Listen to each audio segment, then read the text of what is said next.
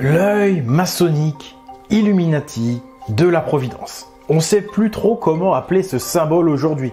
Après des siècles de célébrité pour ce symbole maçonnique, athée, voilà qu'aujourd'hui, soudainement, on l'appelle de plus en plus l'œil de la Providence. Maintenant, ce serait un symbole chrétien. C'est très étrange. Pourquoi ce revirement de situation? Pourquoi ce changement d'appartenance pour un symbole historiquement maçonnique et athée qui devient aujourd'hui chrétien? Ça devient vraiment très confus. D'où ma question. Quelle est l'origine de ce symbole? C'est pas clair du tout. Il y a même la BBC qui a fait un article assez honnête en déclarant qu'en fait, personne ne connaît vraiment l'origine de ce symbole. Autre chose étrange, pourquoi est-ce qu'on ne nous parle jamais de l'œil d'Odin? Parce que le concept de Dieu avec un seul œil, le concept de Dieu associé à un triangle, c'est quand même très odinique tout ça. Pourquoi on n'en parle jamais? Autre étrangeté, pourquoi on ne nous dit jamais que cet œil illuminatif franc-maçon de la Providence se trouve au pinacle de la cathédrale Notre-Dame de Chartres? Bref, pourquoi toutes ces étrangetés, pourquoi toutes ces affirmations contradictoires autour d'un symbole dont aujourd'hui on ne sait même plus quelle est la véritable appartenance, ni quel est le véritable sens? C'est très étrange et ça mérite une enquête. Ça mérite que l'on fouille aux origines de ce symbole. Du point de vue de la chrétienté, ce symbole à l'œil unique serait l'œil de la Providence, l'œil de Dieu. Ça, c'est ce qui nous est dit. Mais si on regarde la religion, si on regarde la Bible, les textes, dans les faits, il n'y a pas de mention d'un personnage borgne, encore moins d'un personnage divin avec un œil unique. Dans la Bible, il n'est pas fait mention de l'œil unique de Dieu. Dieu, certes, surveille tout, il voit tout, mais il le fait avec ses yeux. On parle des yeux au pluriel. Psaume 34, verset 15. Les yeux de l'Éternel regardent vers les justes, et ses oreilles sont ouvertes à leurs cris. Les yeux de l'Éternel parcourent toute la terre, afin qu'il se montre fort en faveur de ceux qui ont un cœur parfait envers lui. Il n'y a pas de référence dans la Bible où Dieu aurait un seul œil. Le rapport entre le triangle et le christianisme, d'après les experts de l'Église, ce serait la Sainte Trinité, Père, Fils, Saint-Esprit. Mais la chose étrange, c'est que le concept de Trinité n'est pas véritablement expliqué dans la Bible. Pire, le mot Trinité n'existe pas dans la Bible. En fait, il n'y a que dans les évangiles, et c'est surtout le Père et le Fils dont on nous parle, donc pas dans le cadre d'une Trinité. Et à d'autres endroits, de manière séparée, on va nous parler du Saint-Esprit. Mais pour ce qui est de l'Ancien Testament, le socle de la religion chrétienne, on ne nous parle absolument pas ni du Père, ni du Fils, ni du Saint-Esprit. Il n'y a pas de Trinité dans l'Ancien Testament. Mais cette Trinité, elle est peut-être développée ailleurs que dans la Bible. Allons voir par exemple dans les écrits de Saint Thomas. Saint Thomas, c'est la référence de tout ce qui est philosophie chrétienne. C'est vraiment lui qui a écrit la rationalité et les concepts chrétiens. Saint Thomas, c'est 20 000 pages. Et bien sûr, 20 000 pages, il y a 3 lignes sur la Trinité. Je ne plaisante pas. C'est Paul Lecourt, un grand exégète chrétien du XXe siècle, qui a lu les 20 000 pages de Saint Thomas, j'avoue ne pas l'avoir fait. Mais voilà, c'est un chrétien qui le dit. Dans Saint Thomas, il y a 3 lignes sur la Trinité. Selon la Bible, il n'y a rien qui justifie l'utilisation d'un symbole triangulaire dans le christianisme, puisque le mot Trinité n'existe même pas dans la Bible. On retrouve par contre des traces du triangle dans l'art chrétien d'après la Renaissance. On a des peintures avec un triangle, mais elles sont toutes très récentes.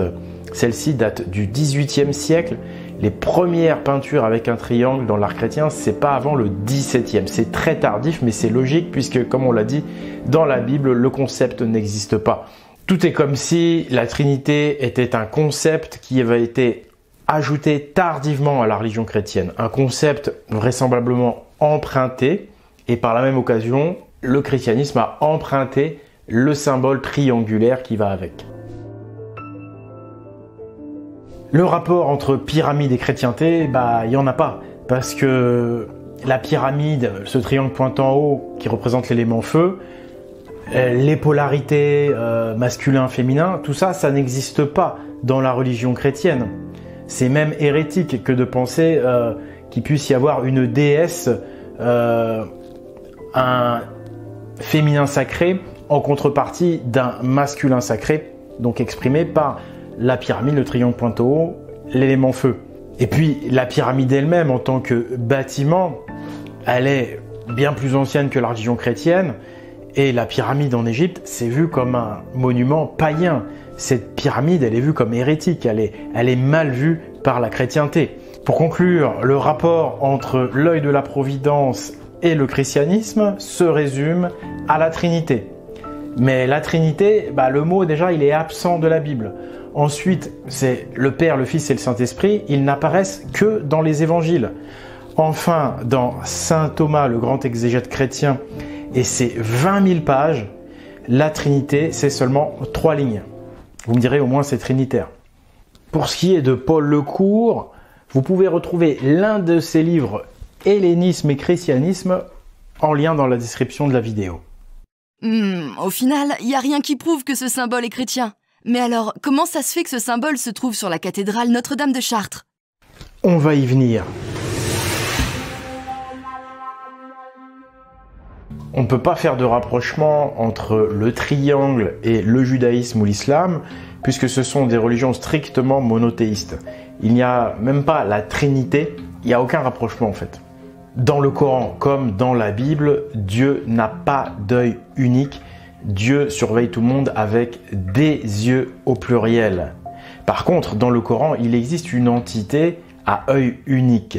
Il s'agit du Dajjal. Le Dajjal est borgne et c'est en fait une sorte d'antéchrist islamique.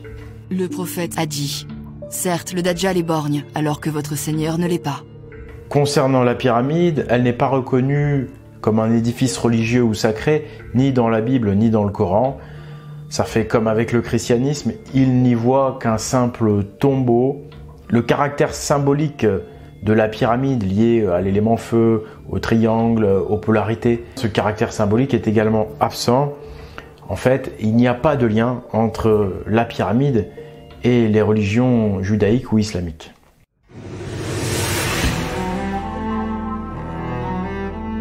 Tout prête à croire que ce symbole provient de la vieille religion odinique, la religion païenne des Vikings, mais aussi liée aux derniers Celtes.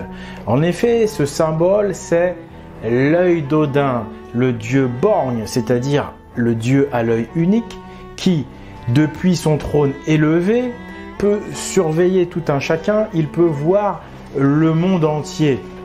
L'œil d'Odin voit tout, mais c'est également un œil omniscient, car comme il est dit dans l'Edda, les textes de la religion odinique, Odin a sacrifié l'un de ses yeux pour obtenir la connaissance de toute chose. Sous la racine dirigée vers les géants du givre se trouve la source de Mimir, qui recèle la sagesse et l'intelligence. Celui qui possède cette source s'appelle Mimir, et il est très savant, car il y boit à l'aide de la corne appelée corne de Gyoll. Il se fit une fois qu'Odin vint à la source et demanda à en boire une gorgée, mais il ne l'obtint pas avant d'avoir mis en gage l'un de ses yeux. Voici ce qui est dit dans la Völuspá. Je sais exactement, Odin, où tu cachas ton œil, dans la source de Mimir, très célèbre entre toutes. Mimir, chaque matin, boit l'hydromel, du gage de Valfather. En savez-vous davantage, vraiment ? Le dieu à l'œil unique qui voit tout et qui sait tout, c'est bien Odin. Voyons maintenant le triangle.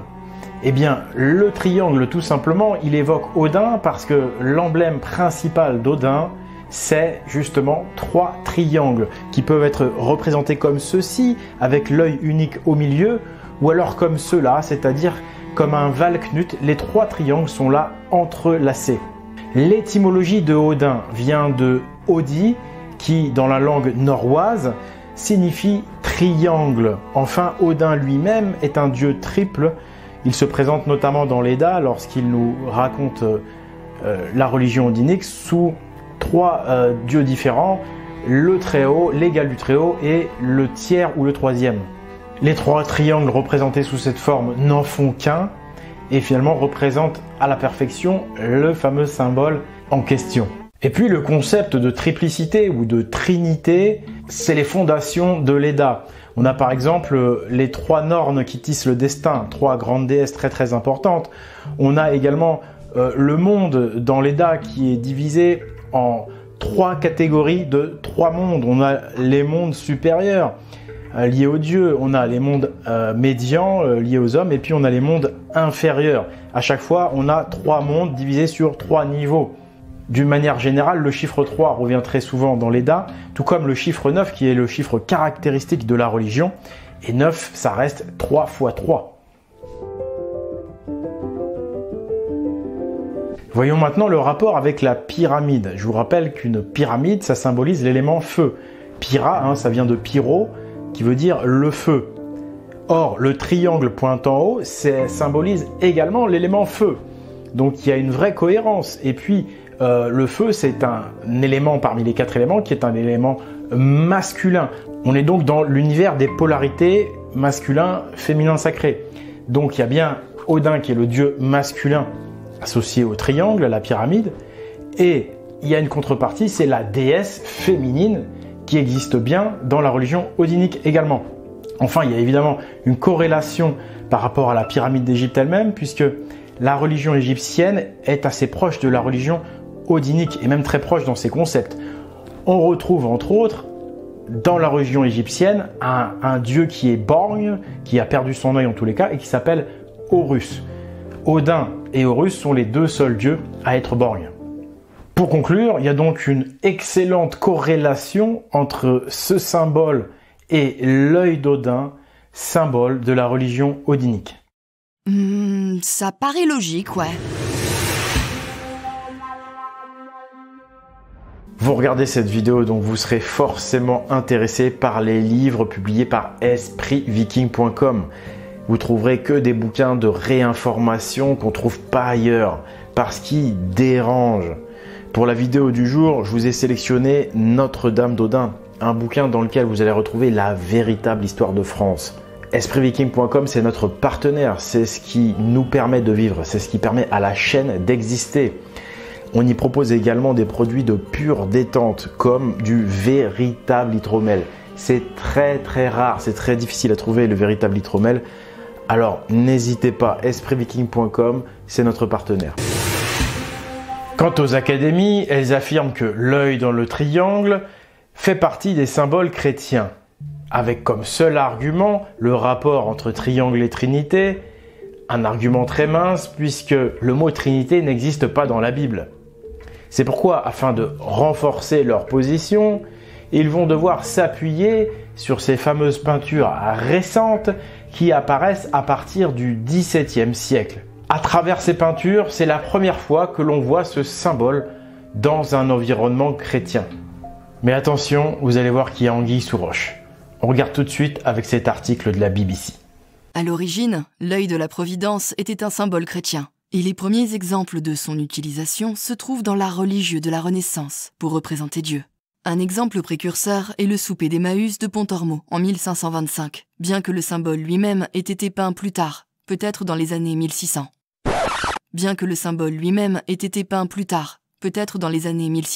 Waouh! On parle d'une œuvre d'art qui à l'origine ne comportait pas le symbole. Et puis 100 ans plus tard, on repeint par-dessus et on met le fameux symbole. Déjà, est-ce que ça se fait de repeindre la toile d'un artiste mort 100 ans après, c'est-à-dire après sa mort? J'ai vraiment l'impression qu'on est face à une falsification d'une œuvre d'art. On a l'impression à une preuve fabriquée. Ça, ce serait la meilleure preuve qu'ils ont à donner. Finalement, la BBC se reprend et nous dit dès le paragraphe suivant: Personne ne sait exactement qui l'a inventé à l'origine. Mais celui qui l'a fait l'a élaboré à partir d'un ensemble de motifs religieux déjà existants.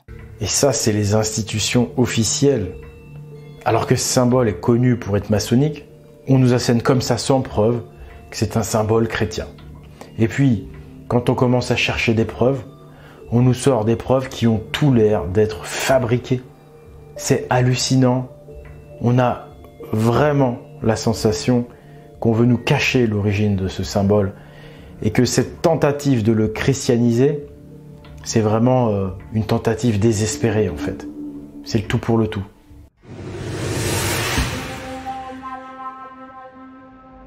Faut pas oublier que ce symbole, si on le connaît, si on en parle, c'est grâce à la franc-maçonnerie. Parce que c'est l'emblème de la franc-maçonnerie. C'est pour ça qu'on l'appelle couramment l'œil maçonnique ou l'œil Illuminati. Les francs-maçons modernes, leur plus ancienne loge remonte à 1717. Ces francs-maçons se revendiquent héritiers des bâtisseurs de pyramides et de cathédrales. Mais il y a deux mouvances principales. La première mouvance, c'est une mouvance de francs-maçons chrétiens ou judéo-chrétiens qui se réfèrent à la Bible, et une autre mouvance de francs-maçons athées qui, eux, se réfèrent à la philosophie des Lumières.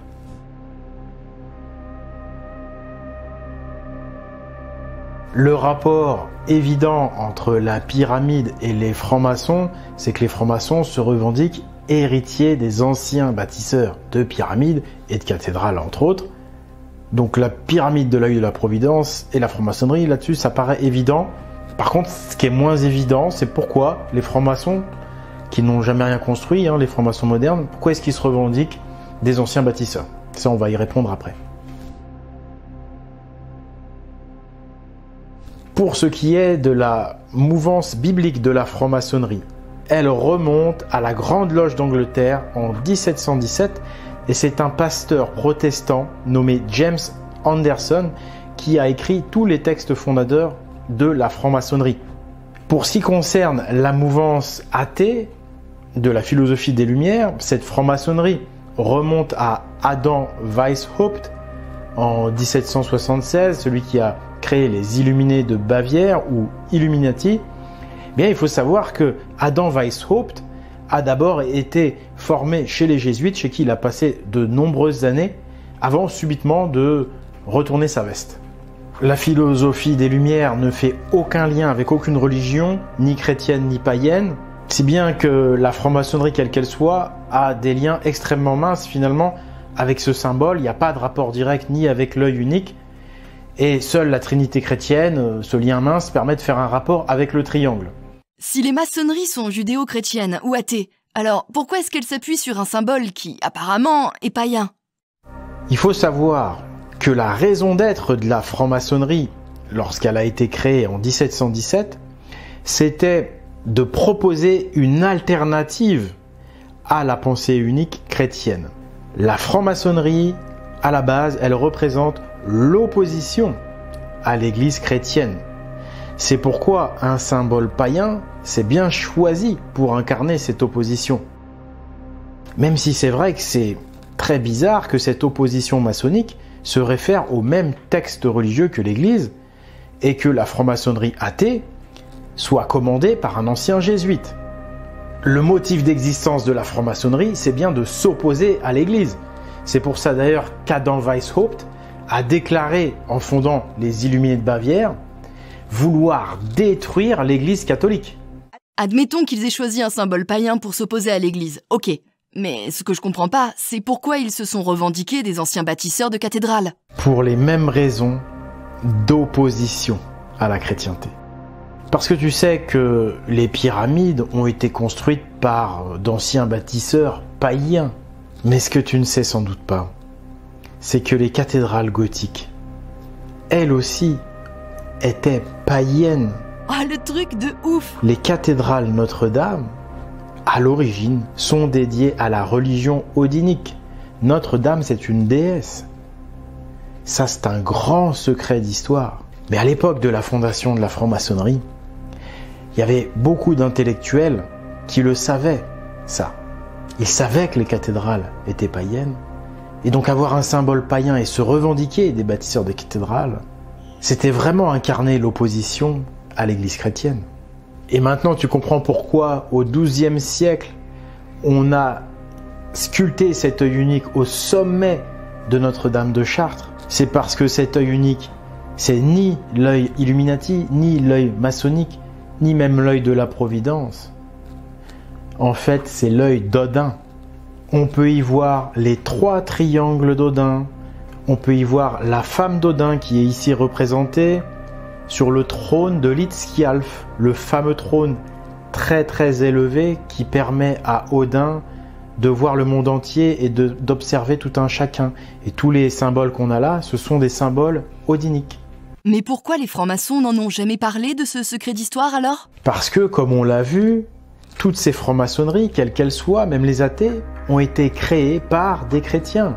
Même les Illuminati, qui avaient déclaré qu'ils voulaient détruire l'Église, ont été créés par Weishaupt le jésuite. Donc tout prête à croire que ces francs-maçonneries étaient en fait des oppositions contrôlées par l'Église elle-même en sous-marin.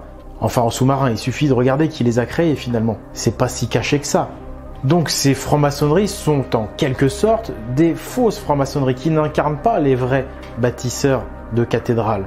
Ces fausses francs-maçonneries ont été très utiles à l'Église puisqu'elles ont permis de conserver tout le prestige des cathédrales Notre-Dame pour le compte de la chrétienté. Ces francs-maçonneries, pour attirer tous les opposants à l'Église, ont choisi un symbole païen, l'œil d'Odin. Mais c'était une tromperie. On a là le parfait exemple dans l'histoire de la création d'une opposition contrôlée. On a un discours très agressif contre l'Église, mais ce n'est qu'un discours de façade. On a un symbole païen. Mais dans les textes, jamais ils ont évoqué l'origine odinique des vrais bâtisseurs de cathédrales. Donc c'est la parfaite tromperie, où on fait des appels du pied aux païens, on met des symboles, etc. On leur laisse entendre qu'on va y aller. On fait beaucoup de bruit, on prétend vouloir détruire l'Église. Mais tout ça, c'est une façade. C'est une manipulation en fait pour duper les gens, pour duper les opposants. C'est le parfait exemple de l'opposition contrôlée, le parfait exemple du faux drapeau.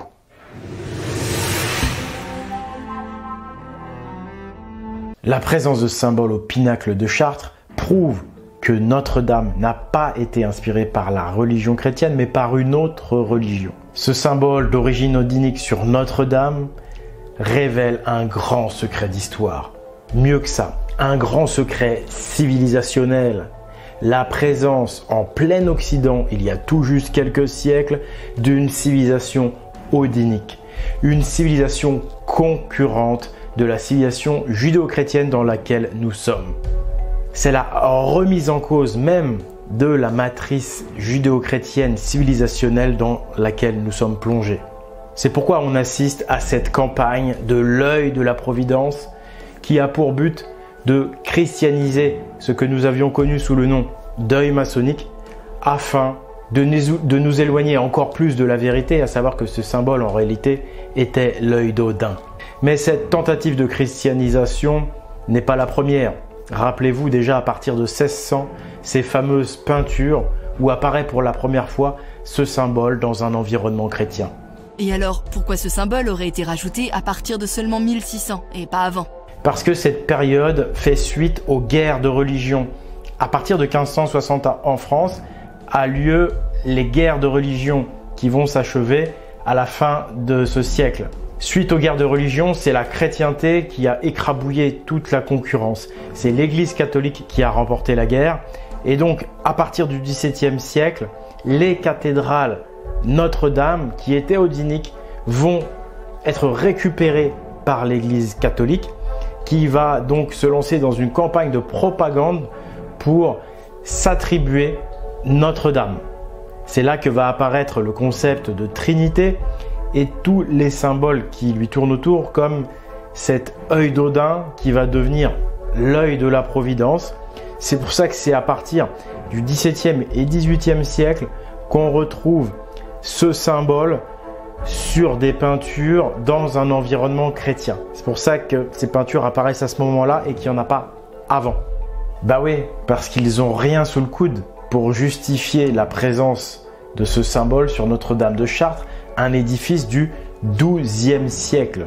Or, malgré les milliers de textes, d'écritures, d'œuvres dédiées au christianisme, on n'a rien de chrétien avec ce symbole avant le XVIe, XVIIe siècle. Et encore, comme on a pu le voir, ce qu'on a, ce sont des trucs extrêmement louches qui ressemblent à des preuves fabriquées.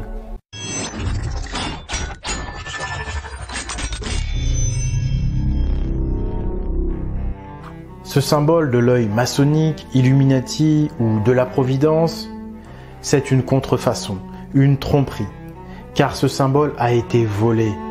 Son vrai nom, c'est l'œil d'Odin.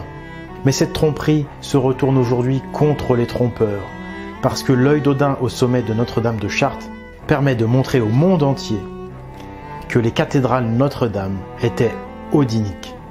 C'est fascinant. Et où peut-on trouver les documents qui prouvent que les cathédrales sont odiniques? Bien sûr, il y a par exemple la vidéo « Histoire secrète des francs-maçons » que vous pouvez voir sur cette chaîne, lien en description.